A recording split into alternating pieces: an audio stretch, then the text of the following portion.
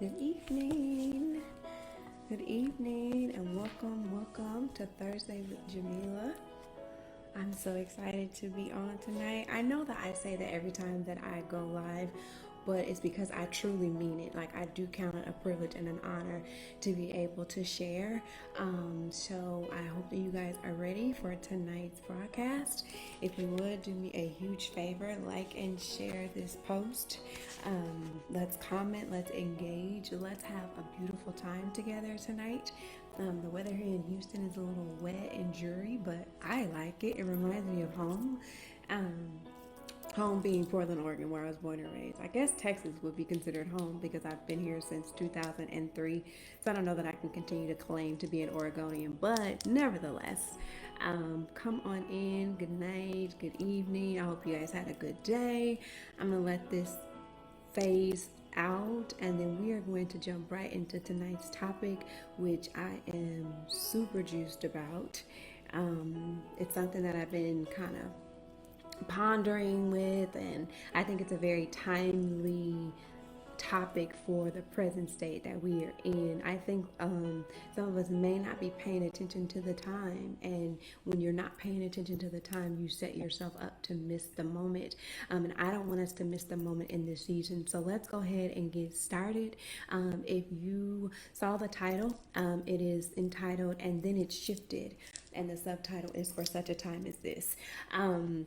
And when I was looking at the word shifted, I looked it up in a couple different dictionaries, and there were a lot of similarities, but there was one particular definition that jumped out at me because I think it was the one that was the most befitting for what we're going to talk about tonight. And the definition said for there to be a change, and sometimes a change that is unnoticed because it's happening right where you are. There's no big drum roll. There's no lightning. No flashing lights. There is just a change that occurs right in the moment where you are. And I think that happens more often than we pay attention to. And so we have a tendency sometimes to almost miss the shift because it happened in the very place that we were standing, and it happened in a way that we were not anticipating. And so we feel like we're still in the same position, we're still in the same season. And I'm coming to tell you, I'm sending a clarion call that it has shifted. And I want you to hold on to that.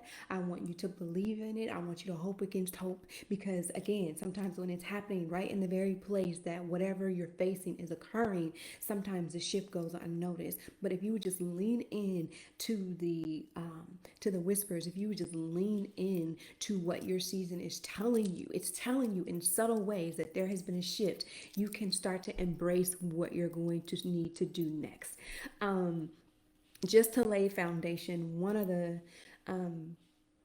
my favorite, I don't want to say one of my favorite books in the Bible is the story of Esther. And I remember when I was in a very interesting place in life. It was about 2017, if I'm not mistaken.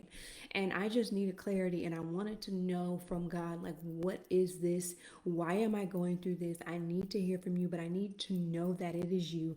Give me a story, give me a narrative that I can ascribe to that will make sense. Like, as I read it, I know that I can take what I am reading and begin to apply it to my here and my now. And the book that he had me read in that season of my life was Esther. And I think it's full circle to bring it back up now, because the story of Esther is really a story of hope. It is a story of not being defined by past experiences, but stepping up to the plate when given or afforded the opportunity to be the game changer, and not scaling back and not deciding that you're not good enough, but truly taking the sum total of all of your experiences and standing in your here and now and answering the call of duty. And that is one of the reasons why I absolutely love the story of Esther. If you are not familiar with it, I'm gonna have a couple resources. One of my favorite authors is Michelle McLean Walters. She actually wrote a book entitled The Esther Anointing. It's a really, really good book. Or you can open that good old Bible and turn to Esther. It is found in the Old Testament.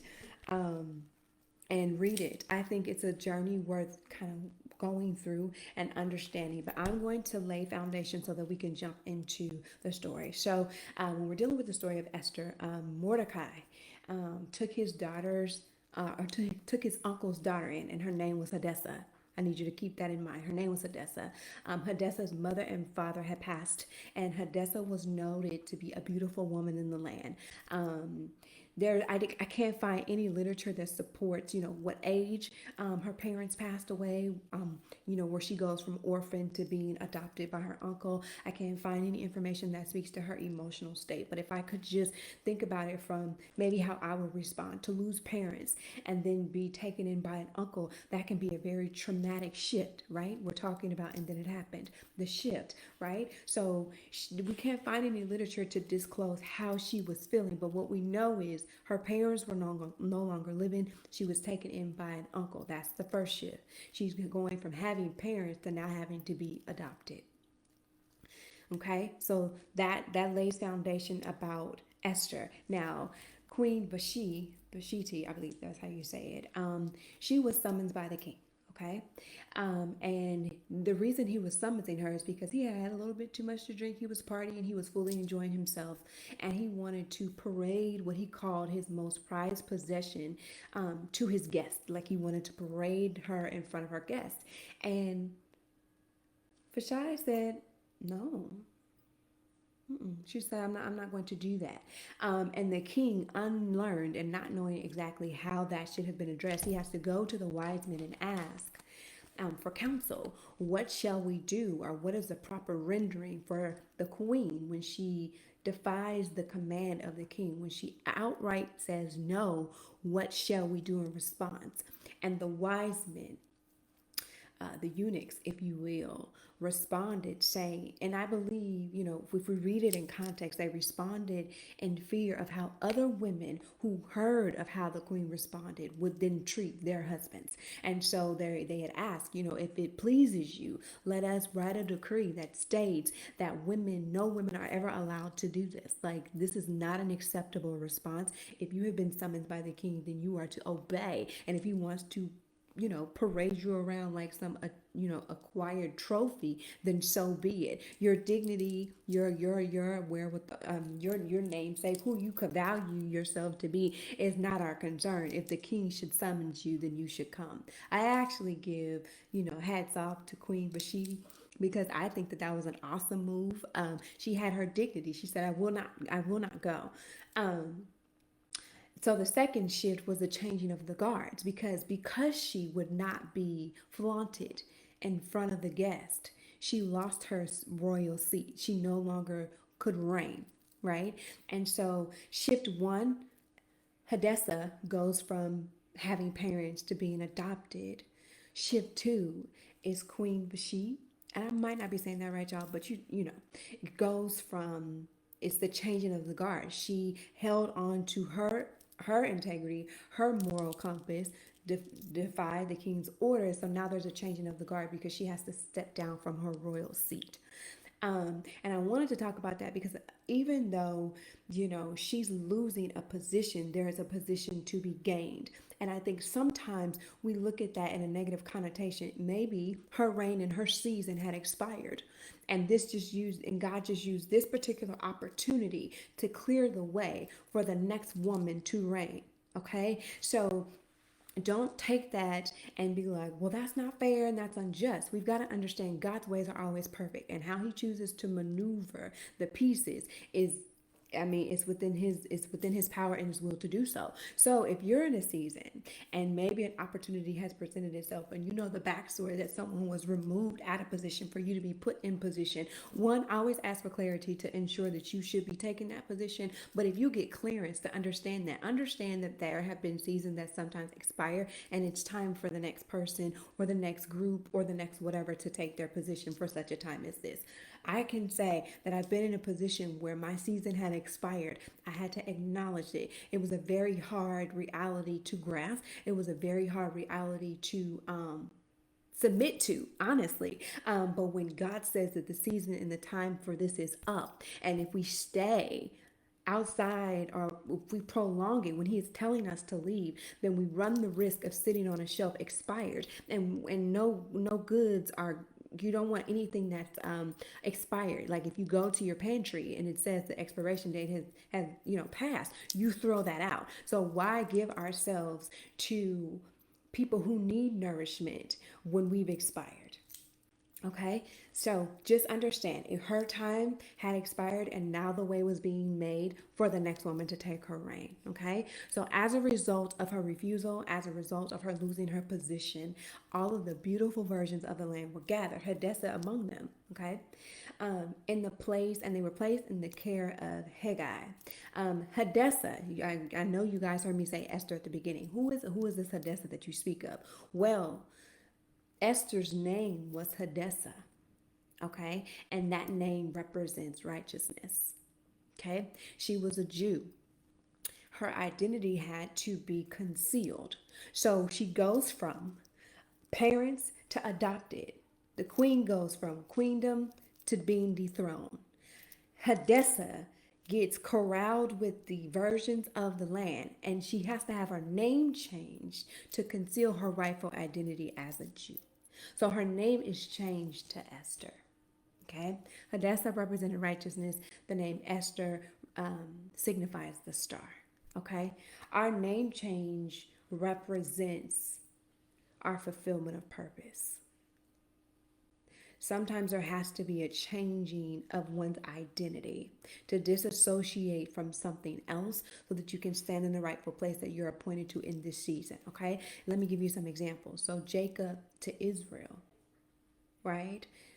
Jacob represents the supplanter, the one who holds to the heel, right? Him and his brother were in the womb, and when his mother was praying, she was told that you have two nations fighting against each other in the womb. When his brother Esau came first, he was on the heel of his brother, right? So we've got to understand the name. His original name was a supplanter. He was the holder of the heel. But when he wrestled with God and won, his name was changed to Israel, because that was the season in which God was going to change his identity so purpose could be fulfilled. So he went from Jacob to Israel, Saul to Paul, Saul the persecutor, Paul the apostle.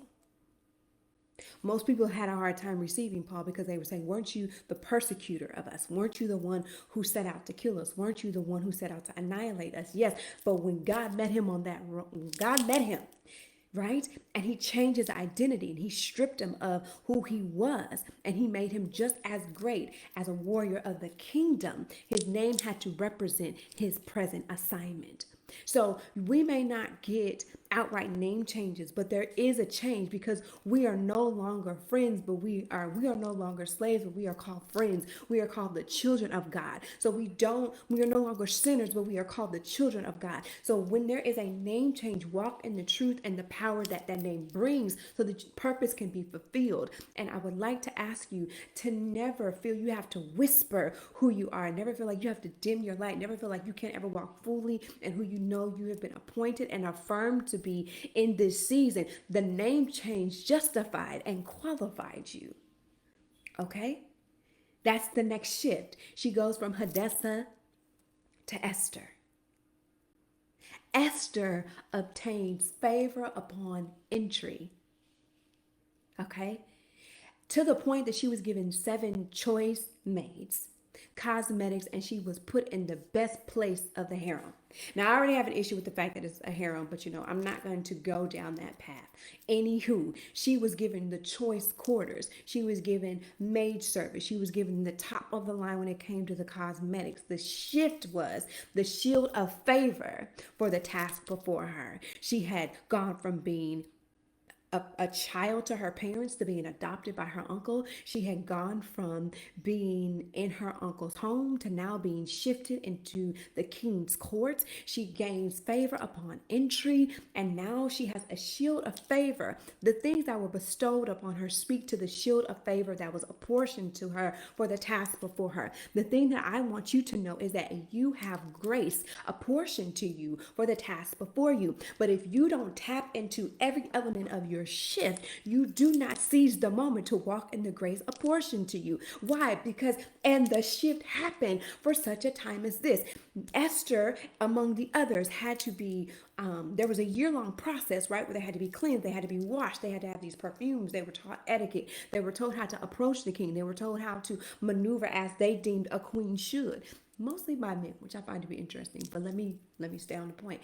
Nevertheless, Esther was one who knew how to heed instruction. When her uncle told her, "Do not allow for your true identity to be revealed. You are Esther from this day forward." She understood that. When she was told what to ask for when she was in the king's presence, she understood that. Her ability and her defiant will to be disciplined is what then ultimately gave her what would be the highest level of favor when she was moved from the harem to the king's court and accepted as his wife. But that was the gift of her obedience. She understood the instructions. She understood her position. She did not have, or they don't denote that she had a pity party. She was a woman who understood, this is the position that I have been placed in. There is obviously a level of favor that is being apportioned to me. I am a Jew, but I'm seated in royalty. I am a Jew, but upon entry, there was something unique about me that caused me to be set apart from them who I was with. There is something about me that I have to recognize. There is something about you that you have to recognize. And if the shift happened right in the place that you were and you missed it, ask God to show it to you again. Or be still enough to observe the subtlety of the shift. It ultimately begins with a mindset. Do you believe? Do you believe that you were born in the time and season that you were sent to be an impact in? Do you believe that your presence is impactful enough to make a difference? Do you believe that the power of your words can shift atmospheres? Do you believe that when you speak and decree a thing, it shall be? Do you believe that miracles, signs, and wonders, though, follow those who believe? Do you have a belief in who you've been appointed to be in this season? Or are you still walking around as an imposter, as I spoke about on our last episode? Are we still dealing with imposter syndrome? Are we still trying to get over the greatness that has been apportioned to us because we don't deem ourselves worthy enough to walk out what God has asked us to do? In this season, it is time to shake it off. The shift has happened. We are in the second half of 2021. And if we truly want to see the hand of God in our lives personally, we have got to cleave and lean in to the shift. It starts with a belief and a defiant will to walk out every moment that he gifts us with. Okay? So Esther answers the call. And she answers this call at the expense of losing her life. Okay? A decree had gone out to the land to kill all of the Jews, to kill her people, her kinsmen. And her cousin, or uncle, Mordecai, is aware of this. And he laments, he's in sackcloth and ashes. They're trying to attend to him. They're trying to get him to get it together. Esther tries to go out and console him. And he is not in a position to receive consolation. He wants change, right? We have to understand, he took in a child that was not his own, chose to raise them. Mordecai had a stable life and he had some seniority and he was a wise man. And everything that he had available to him is what he had passed down to Hadassah, now Esther, so that when her time came for her to be an impactful woman in this world, she would be well equipped and well informed. Okay, so he goes to her and he tells her in Esther 4:14, if you remain silent, relief and deliverance will arise for the Jews, but it'll arise from another place, and your father's house will perish. And who knows whether you obtain royalty for such a time as this? Who knows? Every life experience that you have gone through has allowed you to attain the wisdom, the empathy and the skill necessary to shift the narrative of every life you encounter for such a time as this. Who knows if the uniqueness of your pain and triumph was attained so that you could speak healing and progress to every life in your pathway for such a time as this? Who knows if the sound that has been uniquely positioned in your vocal cords was attained through pressure, through weeping, through wailing, through consecration, through pitfalls, so that when you release the sound, it would pierce the ear of darkness and cause it to back up, because your sound brings light for such a time as this. Do not discount or disqualify the unique experiences apportioned to you, because they all are being used for such a time as this. Can I speak about that as if I have not experienced it? Nope, because I've experienced every single bit of it. And the next part of this that I want to talk about is the challenge of change. And I want you to understand something. Your life will testify. It's going to testify. It's not something that you have to stand on these elevated and raised platforms to prove. Your life will testify. The way in which you are resilient, the way in which you overcome, the way in which you express empathy, the way in which you never back down, the way in which you step up to the plate every time that your name is called will speak for you. This is not the hour where we need microphones and bullhorns to shout our personal greatness, to gain notoriety. It doesn't matter. Your life is going to speak for you. You're going to change lives through casual conversations or what you deem to be casual encounters, but they will all be divinely appointed, because there is something in you that the people that you're encountering needs, and your embrace, your ability to love, you choosing to see them will be the change and the shift that is going to happen for such a time as this. It's now. It is now, but you have to believe it. Y'all, I've cried many a nights. I have wondered why have I been selected for these courses? Why do I have what seems to be the advanced course? There's the beginner, there's the median, and then advanced. There are some trials that I've walked through and I just felt like God put me on the fast track of advanced trials. And I was like, so nothing's coming easy, huh? We're just gonna walk this out with all of the dips and all of the curves and all of the plot twists. And he said yes. And for the longest, I was resentful for that. I was angry because I said I don't always want to be strong. I would like to be able to be vulnerable. I would like to maybe not have to shoulder all of this. But then I remembered who I was. I remembered who I was, and I remembered the people that he has called me to impact. And I had to I had to apologize, because I had to, say, I apologize to you for feeling that you wrote my script out of turn. I apologize to you for feeling like you had some misprints when it came to the writing of my life. I acknowledge that you have chosen me for such a time as this, and I'm ready to step up to the plate, and I'm ready to be who you've called me to be. So let's talk about the challenge of change, because we walked through quite a few shifts when it came to Esther's life. And the one thing that we cannot negate or discredit is that the element of pain is always present when change occurs. Right? It could be a good change too, but when we have to leave what we are familiar with and something maybe we even love to obtain what is next, there's a level of pain with that, because you have to sever or walk away, or you have to alter how you engage with what was to fully invest in what is.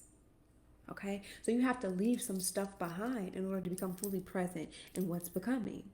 That's a shift, that's a change. There's pain associated with that. But the problem is, many of us have requested to be the example, or we've asked for God to do a miracle through us, or we've asked to be the miracle. And when you ask for those things, you have to then be prepared for all that comes with that.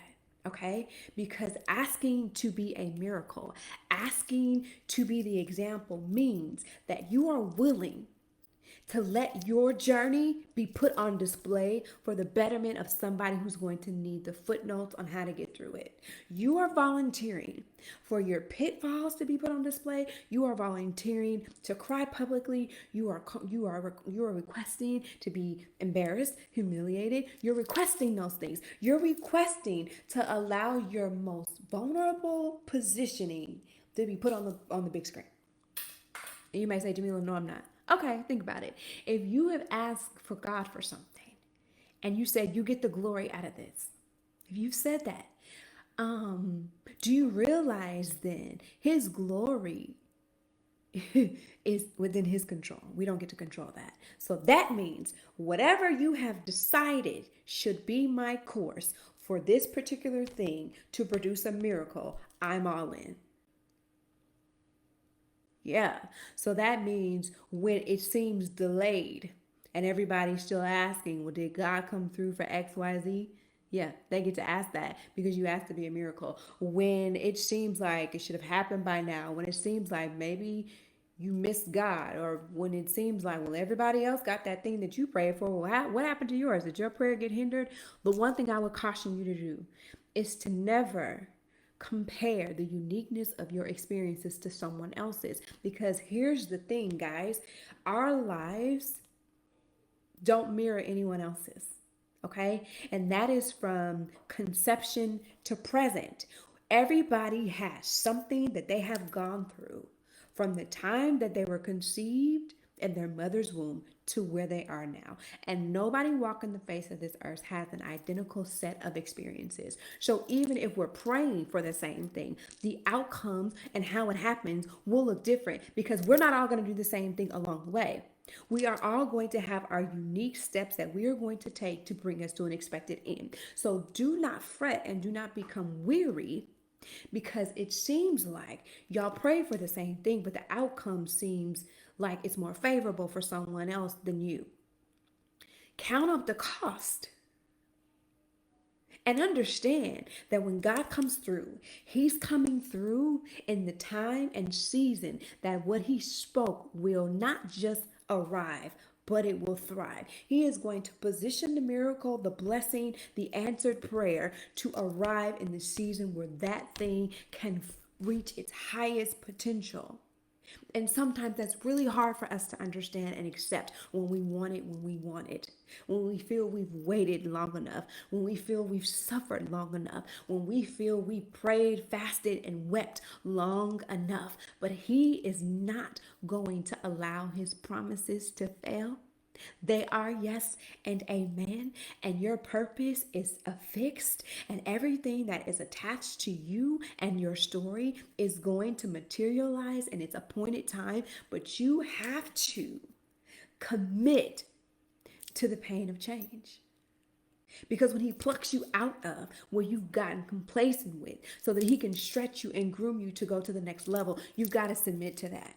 You've got to be willing to go to that. If he's waking you up out of your sleep and saying, I need you to spend more time praying with me. I need you to spend more time in your word. I need you to maybe watch less of that show. I think you may not be able to have that many conversations with that group of people. Or whatever his requirements are of you, whether it's painful or undesired, you've got to submit to it so that you can get in line with the shift,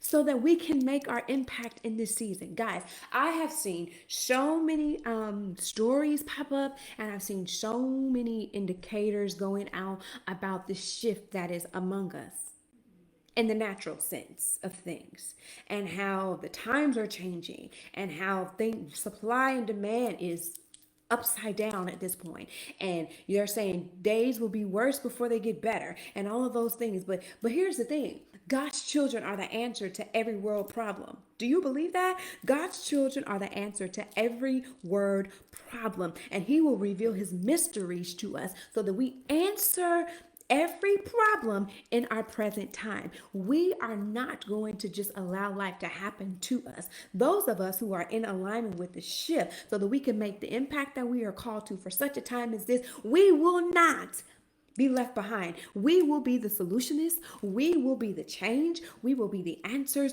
We will be those who are sought out. There will be a changing of the cards.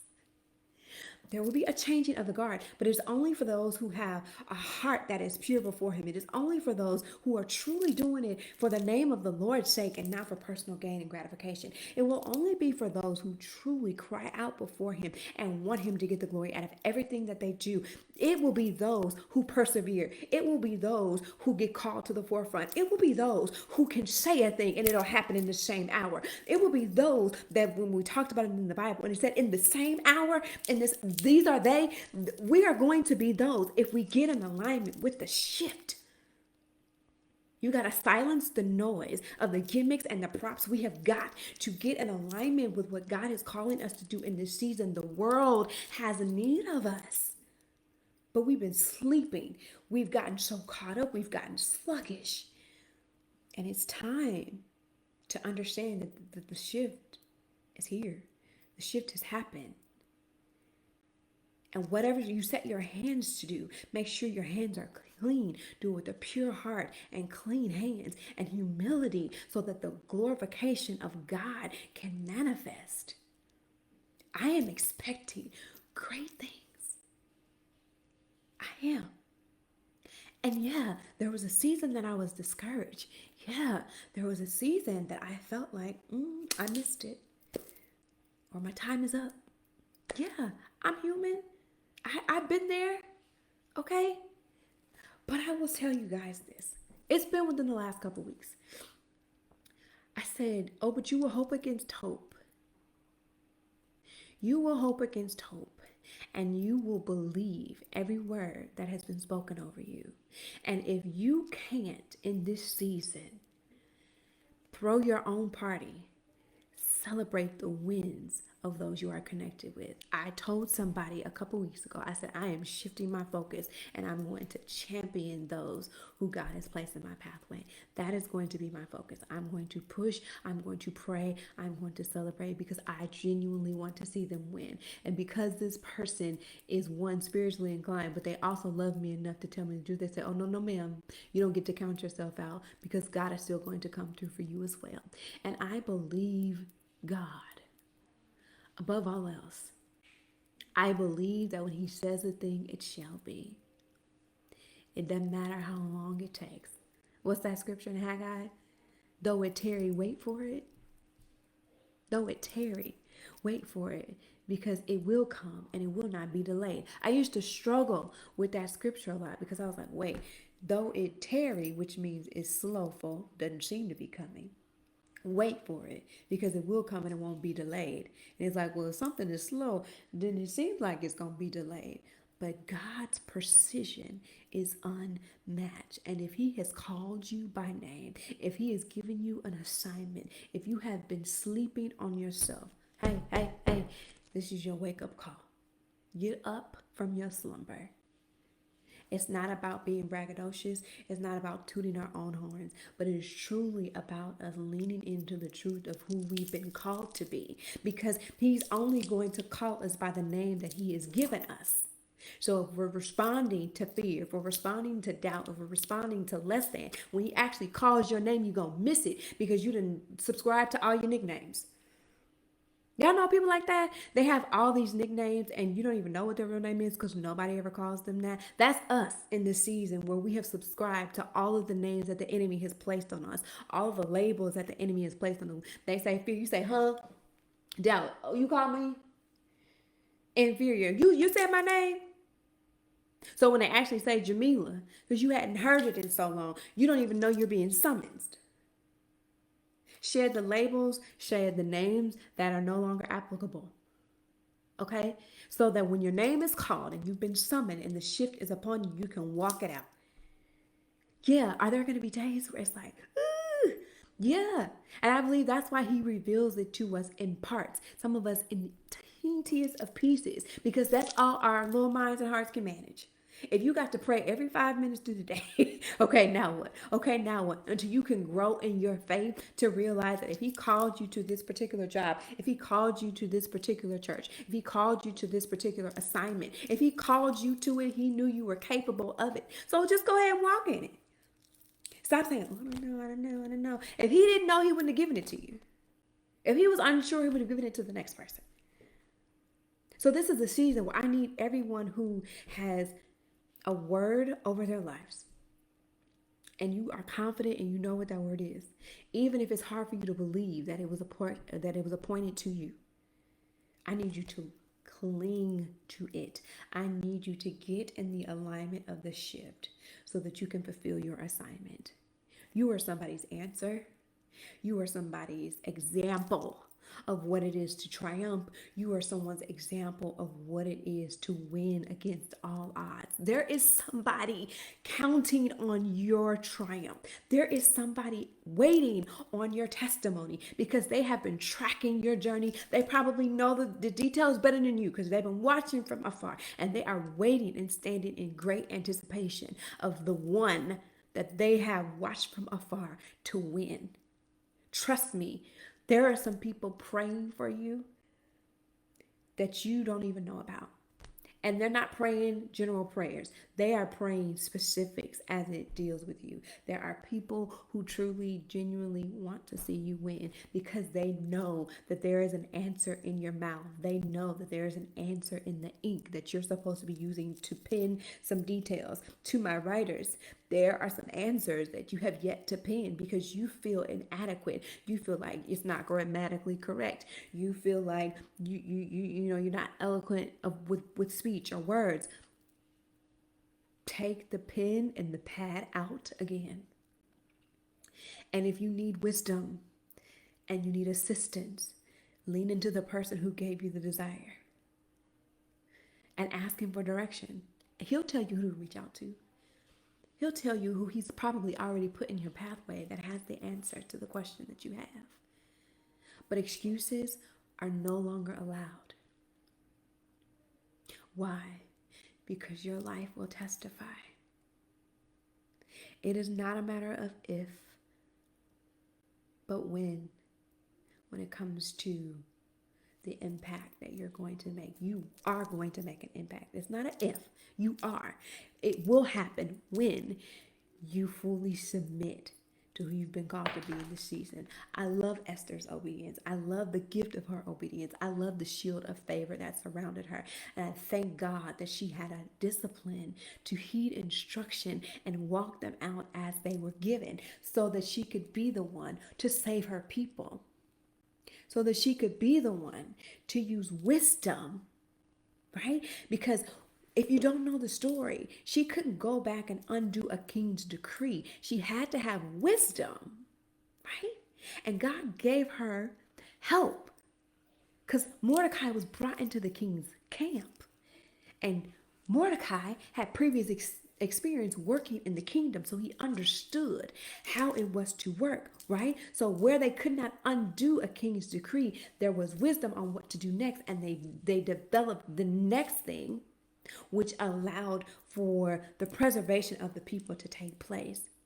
So you may not be undoing anything, you may be presenting the next thing. You never know. But you're only going to get there when you're willing to submit and you're willing to heed and you're willing to stand in the fullness of who you've been called to be. Every element of your process qualifies your outcome. Every element of it. Discount nothing, discredit nothing. Every experience is qualifying your outcome, okay?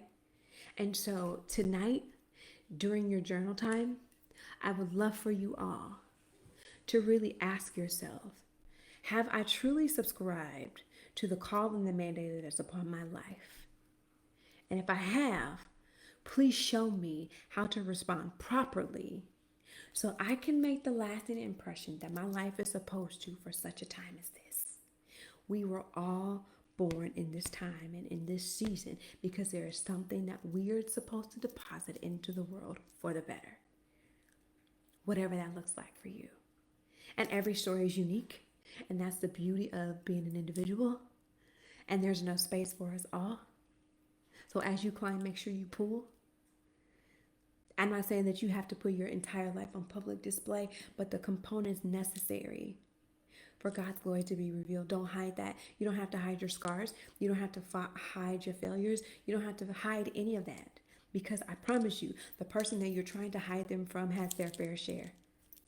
So there's no need to put on a persona of perfection because nobody is that. But we are striving daily to walk in our truth. We are striving daily to stop scaling back. We are striving daily to be all that we have been called to be for such a time as this. I hope you guys enjoyed tonight's segment. I love y'all. I've missed y'all. See you soon.